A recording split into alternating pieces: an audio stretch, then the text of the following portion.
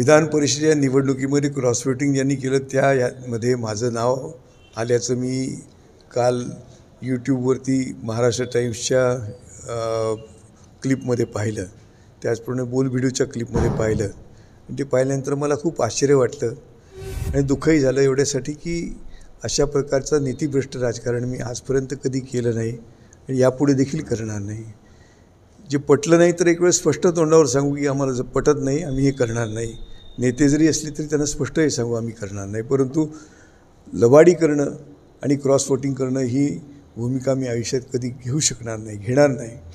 आमच्या परिवाराची जी पार्श्वभूमी आहे, सातत्याने काँग्रेसबरोबर निष्ठेने आम्ही काम केलेलं आहे आणि ही निष्ठा बाळगून आम्ही आजपर्यंत वाटचाल केलेली असताना अशा प्रकारे हे स्पेक्युलेशन्सच्या माध्यमातून माझं नाव पुढे आलेलं आहे. त्याबद्दल मी विनंती आपल्याला सगळ्यांनाही करणार आहे की अशा प्रकारचं क्रॉस वोटिंग मी केलेलं नाही आणि पक्षाच्या नेतृत्वाने यासंबंधीची माहिती घेतलेली आहे, खात्री करून घेतलेली आहे की कोणी क्रॉस वोटिंग केलं आहे ते लवकरात लवकर त्यांनी जाहीर करावं अशी मी त्यांना विनंती केलेली आहे. आणि त्यांनी मला स्पष्ट केलं आहे की तुम्ही याच्यात नाही आहात. पण असं मी सांगणं आणि पक्षाच्या नेतृत्वाने सांगणं याच्यात फरक आहे. त्यामुळे मी त्यांच्या डिक्लेरेशनची वाट पाहतो आहे. मी याच्यामुळे कोणत्याही प्रकारे निराश नाही किंवा दुःखी नाही, परंतु ज्या श्रद्धेने आपण काम करतो आहे, एक निष्ठेने आपण काम करतो, त्या निष्ठेला धक्का लावण्याचं काम अशा प्रकारच्या बातम्या करत असतात. पण असं जरी असलं तरी स्थिरपणे आपण पक्षासोबत राहावं हीच भूमिका माझी सुरुवातीपासूनची आहे. किंबहुना 2009ला मी अपक्ष निवडून आल्यानंतर देखील मी ताबडतोब पक्षाला कोणतीही अट न टाकता पाठिंबा दिला होता आणि त्यानंतर सातत्याने मी काँग्रेस पक्षाबरोबर राहिलेलो आहे. 14ला काँग्रेस इलेक्शनमध्ये मी पडलो, पण तरी देखील मी काँग्रेस पक्षाबरोबर राहिलो आणि 19ला पुन्हा निवडून आल्यानंतर पुन्हा महाविकास आघाडीच्या सरकारला आम्ही पाठिंबा दिला. हे सगळं करत असताना कुठेही अपेक्षांच्यासाठी म्हणून कुठे नाराजी व्यक्त केली नाही किंवा कुठे लबाडी केली नाही, निष्ठा कधी सोडली नाही.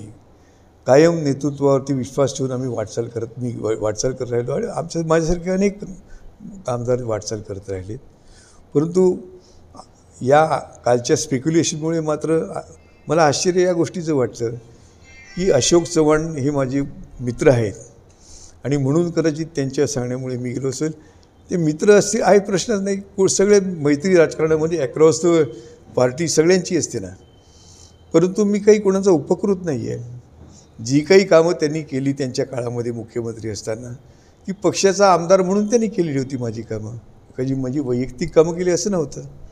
त्यामुळे त्यांनी सांगितल्यानंतर मी काही करावं अशा प्रकारचं कोणताही उपकार मी त्यांच्याकडून घेतला की ज्यामुळे मी दबून गेलो होतो आणि म्हणून ते सांगतील तसं मला केलं पाहिजे अशी कधी परिस्थिती नव्हती आणि त्यांच्यासारखं त्यांचा कधीही आग्रह तसा नव्हता. दुसरी गोष्ट अशी की गिरीश महाजन यांच्या मी जवळचा आहे. आता कोणत्या हिशोबाने मी गिरीशजींच्या जवळचा आहे? ओळख आहे, जिल्ह्याचे मंत्री आहेत, नमस्कार चमत्कार हाय बाय होतं. या पलीकडे मी कधी त्यांच्याकडे सार्वजनिक कामासाठी पत्र दिली, विनंती केली, परंतु कधीही मी लाळघोटेपणा केला नाही, जाऊन बसलो नाही, कोणती मागणी केली नाही या माझ्या वैयक्तिक फायद्यासाठी आर्थिक फायद्यासाठी देखील कधी मागणी केली नाही त्यांच्याकडे किंवा त्यांचा आज कोणताही उपकार मी घेतलेला नाही. असं असताना त्यांचा मी जवळचा असेल म्हणजे हे स्पेक्युलेशन्स आहे ना. असं असतं की यात काही तथ्य असतं. जवळजवळ 15 वर्षापासून मी राजकारणात या ठिकाणी आहे. या जिल्ह्यातली जनता देखील मला जवळून पाहते. कोणत्याही नीतिभ्रष्ट राजकारण मी आजपर्यंत कधी केलेलं नाही आहे. महायुती सरकार जेव्हा निर्माण झालं तेव्हा हे पुन्हा सुरू झाल्या बातम्या आणि गेले, मग आता तुम्ही कधी जाताय, हे जाणार सातत्याने हे चाललेलं होतं. जेव्हा सरकार स्थापन झालं, जेव्हा त्याला आपण म्हणतो की उच्चीचा काळ होता, तेव्हा त्यांच्याकडे जाऊन काहीतरी फायदे करून घेतलीच तर गोष्ट वेगळी आहे.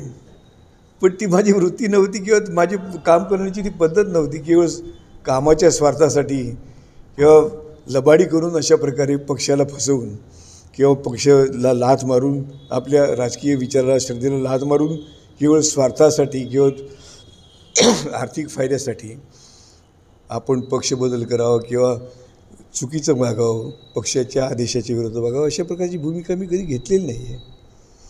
आता हे सगळं आता ह्याचं शेपूट संपत आलं, या सरकारचं देखील कामाचं शेपूट संपत आलं आहे आणि मला काहीतरी फायदा मिळणार आहे अशा प्रकारचं काहीतरी स्पेक्युलेशन बोलबिडूच्या याच्यात दिसलं.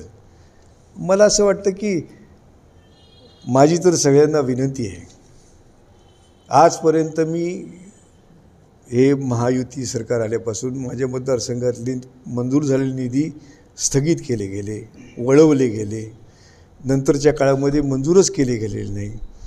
आताही या पुढच्या काळामध्ये कोणतंही काम मी पत्र दिली आहेत, परंतु कोणतंही काम मंजूर होईल अशी मला बिलकुल आशा नाही. याचं कारण असं आहे की जे त्यांचे नाहीत 180 त्याच्या पलीकडे ते कोणाला द्यायला तयार नाही. अशा परिस्थितीमध्ये आता 5-10 कोटींसाठी त्यांच्या पाया पडायच्या, हे करणं म्हणजे राजकीय आत्मघात काय तो. असा आत्मघात करण्यासाठी तर मी राजकारणात आलेलो नाही. आणि याहीपेक्षा असं आहे की 70-80 वर्षापासूनची आमची कुटुंबाची परंपरा आहे काँग्रेसच्या विचारासोबत काम करण्याची. माझे आजोबा, माझे वडील, मी, आम्ही सगळे निष्ठेने काँग्रेसच्या विचारात श्रद्धा ठेवून काम करत राहिलो आहोत. त्यामुळे आज केवळ काहीतरी थातूरमातूर फायद्यासाठी आम्ही आपला पक्षाची निष्ठा सोडून द्यावी असं कोणतीही परिस्थिती आमच्यावर आलेली नाही आहे. पण मी जो खुलासा या ठिकाणी दिलेला आहे प्रेस नोटच्या माध्यमातून, तो तुम्हाला देखील माझी विनंती सगळ्यांना आहे की जनतेपर्यंत माझी भूमिका पोचवा. हे खरं आहे की त्यांनी कोणीतरी आरोप करायचा आणि मी म्हणतो नाही हो मी त्यातला नाही. याच्यात दूध का दूध, दूध पाणी का पाणी हे तेव्हाच होईल की जेव्हा काँग्रेस पक्षाचे ज्येष्ठ नेते जे असतील, ज्यांनी या सगळ्या गोष्टीकडे बारकाईने पाहिलं असेल आणि खात्री करून घेतली आहे. कारण सिस्टीम लावलेली होती की कोणती मतं फुटली याची सिस्टीम तपासायची लावलेली होती. त्यामुळे कोणची मतं फुटली हे नेत्यांना माहिती आहे. माझी नेत्यांना फक्त विनंती अशी आहे की त्यांनी लवकरात लवकर ही नावं जाहीर करावीत आणि आमच्यासारख्या निष्ठावान कार्यकर्त्यांप्रती हा अन्याय जो चाललेला आहे स्पेक्युलेशनच्या माध्यमातून, तो दूर करावा अशी माझी प्रार्थना आहे.